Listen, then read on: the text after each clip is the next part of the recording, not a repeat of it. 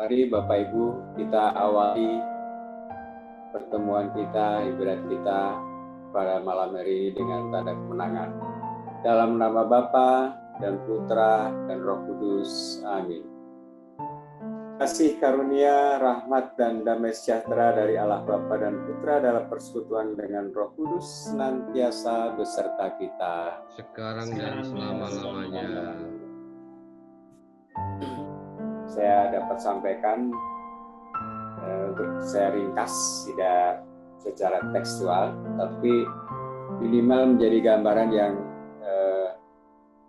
nyata bahwasanya tugas-tugas khususnya dalam hal pelayanan dan hidup menggereja, kita tidak bisa sendirian dalam berperan aktif untuk membantu saudara-saudara kita yang berkesusahan dan juga berkebutuhan khusus.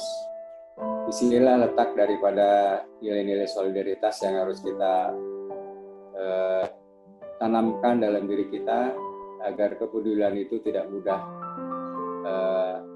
lemah, namun memiliki semangat di dalam Kristus Yesus yang tadi dikatakan sebagai pengikut Kristus, sebagai anak-anak terang dan garam dunia. Tentunya kita mengemban misi, tugas-tugas pelayanan, kepedulian, dan mau berbagi kepada sesama.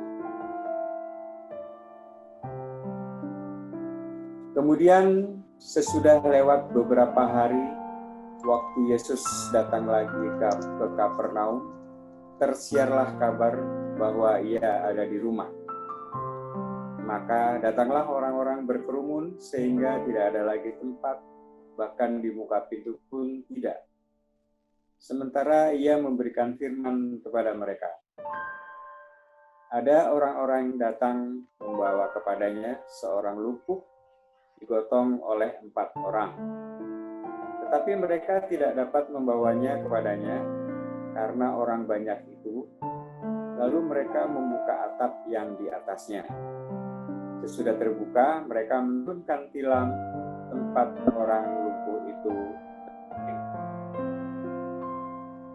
Ketika Yesus melihat iman mereka, berkatalah ia kepada orang lumpuh itu, "Hai anakku, dosamu sudah diampuni." Tetapi di situ ada juga duduk beberapa ahli Taurat.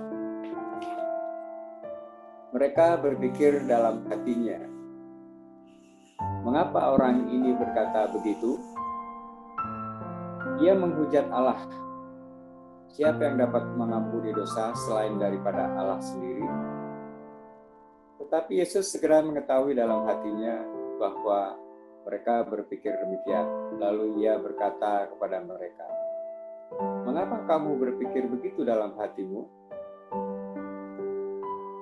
Manakah lebih mudah mengatakan kepada orang lumpuh ini, dosamu sudah diampuni, atau mengatakan, bangunlah, angkatlah tilammu dan berjalan? Manakah lebih mudah mengatakan kepada orang lumpuh ini, dosamu sudah diampuni, atau mengatakan, bangunlah, angkatlah tilammu dan berjalan?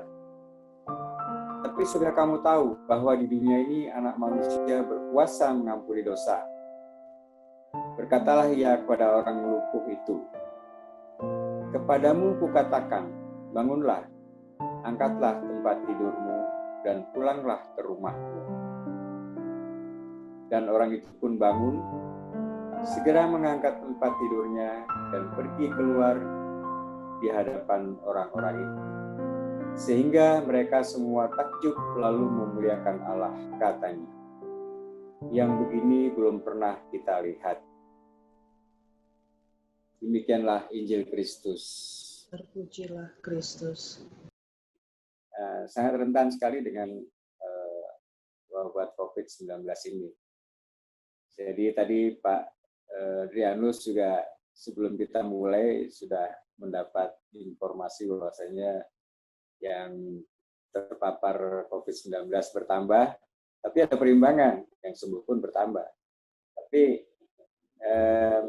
melihat kenyataan seperti ini, ketidakberdayaan kita, terus kemudian segala sesuatu yang kita upayakan ternyata sangat terbatas dan tidak bisa serta-merta menanggulangi secara tepat harus menggunakan protokol kesehatan ya, yang disampaikan Pak Bambang diaktualisasikan di